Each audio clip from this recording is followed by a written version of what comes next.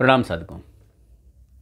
हे भगवान, मुझसे ही रूठे हुए क्यों हैं, मेरी ही सहायता क्यों नहीं करते। ऐसा अक्सर हमारे दिमाग में आता है या बहुत सारे लोगों को ऐसा कहते हुए सुना जाता है कि भगवान हमसे ही पता नहीं क्यों नाराज़ है, भगवान हमारी ही सहायता क्यों नहीं करते। इस संबंध में स्वामी विवेकानंद का बड़ा अच्छा विचार है जो आज मैं आपके सामने रखने जा रहा हूँ। अगर ये विचार आपको पसंद आता है तो आप ज़रूर इसे लाइक माइंडेड लोगों के साथ शेयर करेंगे, लाइक भी ज़रूर करेंगे और चैनल को सब्सक्राइब भी ज़रूर करेंगे। यदि आपको ये बात पसंद आती है तो कमेंट सेक्शन में जय श्री राम लिखना मत भूलिएगा। और अगर आप और चाहते हैं कि इस तरह के वीडियोस आपके लिए हम लेकर आते रहें तो आप ज़रूर बताइएगा कि आप किस तरह के वीडियोस चाहते हैं। तो स्वामी विवेकानंद ने कहा था कि जीवन में 4 प्रकार के लोग होते हैं। एक तो वो जो कोरे नास्तिक हैं। तो जो कोरे नास्तिक हैं वो भगवान को मानते ही नहीं, उनको ना भगवान से कोई सहायता चाहिए और ना ही उन्हें भगवान की कोई सहायता मिलती है। मतलब वो अपने कर्मों पे बिलीव करते हैं, वो अपना ये मानते हैं कि मैं जो काम कर रहा हूँ मुझे उसका फल मिल रहा है व्हाट्सएवर, या कुछ और धारणा मानते हैं। कुल मिला के भगवान को वो नहीं मानते। तो ना उन्हें उनसे भगवान से कोई सहायता चाहिए और ना कभी उन्हें भगवान से कोई सहायता मिलती है। दूसरे वो लोग होते हैं जो भगवान को मानते तो हैं लेकिन ठीक ठीक जानते नहीं।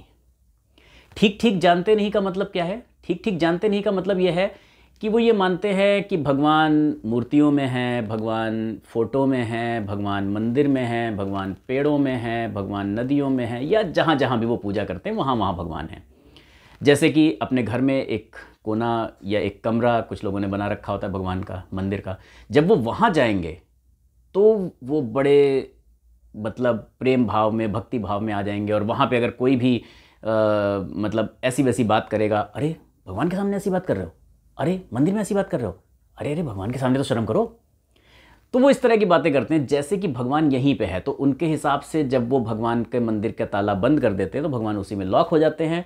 अपने घर में जब वो कोना बंद कर देते हैं या वो वहाँ से हट के जब भी कुछ काम करते हैं, जैसे ही वहाँ से हट के आते हैं तो वो मतलब कोई भी झूठ बोलते हैं या कोई भी और किसी तरह की बातें करते हैं या किसी को हर्ट करते हैं, तो वो भगवान नहीं देखते। बस भगवान के सामने आके हर्ट नहीं करना चाहिए। तो ऐसे लोगों को भी भगवान से कोई सहायता नहीं मिलती, क्योंकि वो आचरण अपना ठीक नहीं करते और वो काम तो वैसे ही करते रहते हैं। और असली हिसाब किताब ये है कि आपको फल मिलेगा कर्मों के हिसाब से। तीसरे तरह के लोग वो होते हैं जो भगवान को जानते भी हैं, मानते भी हैं, लेकिन वो अपना आचरण उस तरह से सही नहीं कर पाते। फॉर एग्जाम्पल, वो ये मानते हैं कि भगवान कर्म का फल देते हैं, भगवान न्यायकारी हैं, लेकिन फिर भी वो अपने कामों को उस तरीके से मैनेज नहीं कर पाते। यानी कि वो फिर भी कहीं ना कहीं बुराई में, किसी न किसी तरीके की बुराई में इन्वॉल्व हो जाते हैं। कभी झूठ बोल दिया, उसके लिए वो अलग अलग सहारा ले लेते हैं कि जान बचाने के लिए झूठ बोलना पड़ता है, काम के सिलसिले में झूठ बोलना पड़ता है। There are lot many things. अपनी चीज़ों को जस्टिफाई करने के लिए हमारे पास बहुत सारे साधन होते हैं, हमारे पास बहुत सारे रीजन्स होते हैं। तो आई डोंट थिंक कि मुझे वो बताने की ज़रूरत है, तो हम वो जानते हैं। चौथी तरह के लोग वो होते हैं जो भगवान को ठीक ठीक तरीके से जानते भी हैं, मानते भी हैं। यानी कि वो ये मानते हैं कि भगवान सिर्फ वहीं नहीं है जहाँ हमने उन्हें लॉक कर दिया है, जहाँ हमने उन्हें मान लिया है, भगवान हर जगह हैं। इसलिए वो ये जानते हैं कि जब मैं भगवान के फ़ोटो के सामने खड़े होके कुछ कह रहा हूँ, सिर्फ भगवान वही नहीं देख रहे हैं। मैं कहीं भी किसी भी समय कुछ भी कर रहा हूँ, किसी को हर्ट कर रहा हूँ, किसी को गाली दे रहा हूँ, कभी झूठ बोल रहा हूँ या कुछ और कर रहा हूँ, भगवान वो सब कुछ देखते हैं।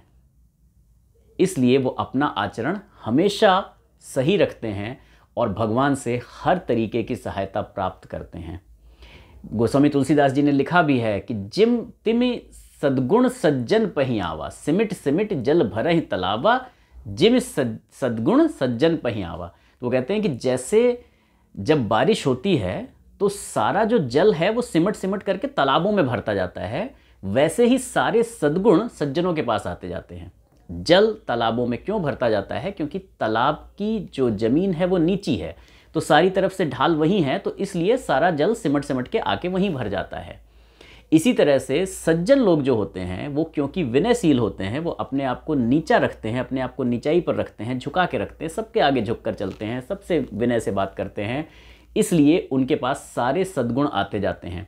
और जैसे जैसे सद्गुण आते जाते हैं, तो गोस्वामी तुलसीदास जी ने यह भी कहा है कि जैसे नदियां जाके सागर के पास पहुंच जाती हैं, सागर में मिल जाती हैं, हालांकि सागर को यद्यपि ताहि कामना नाही, हालांकि सागर को उसकी कोई इच्छा नहीं है, सागर को नहीं चाहिए कि नदियां आके मिलें, उसके पास तो जब बारिश हो रही है तभी उसको जल सारा मिल जा रहा है, लेकिन फिर भी सारी नदियां सागर में ही जाके मिल रही हैं। इसी तरह से सारी जो संपत्तियां हैं, सारी संपत्ति वो भी सज्जनों के पास ही चली जाती है, उन्हें चाहिए या नहीं चाहिए। तो इसका मतलब ये है कि जब आप भगवान का स्वरूप सही से समझते हैं, यानी कि आप चौथे वाले वर्ग में आते हैं, तो सारे सद्गुण आपके पास आते जाते हैं, और जब सारे सद्गुण आपके पास आते जाते हैं तो सारी संपत्तियां और सारी अच्छी चीज़ें आपको इच्छा हो या ना हो आपके पास आती जाती है। या दूसरे शब्दों में ये कहें कि आपको ऐसा लगता है कि अब ईश्वर हमारे साथ हैं, और वास्तव में ईश्वर आपके साथ होते हैं और ईश्वर आपकी सहायता करते हैं। तो ईश्वर का सही स्वरूप क्या है, ये अगर आप समझना चाहते हैं तो कमेंट बॉक्स में ज़रूर लिखिएगा। ईश्वर कहाँ निवास करते हैं, कहाँ रहते हैं, वो अगर आप जानना चाहते हैं तो हमें कमेंट सेक्शन में लिखिएगा, हम अगले वीडियो में ज़रूर लेकर आएंगे।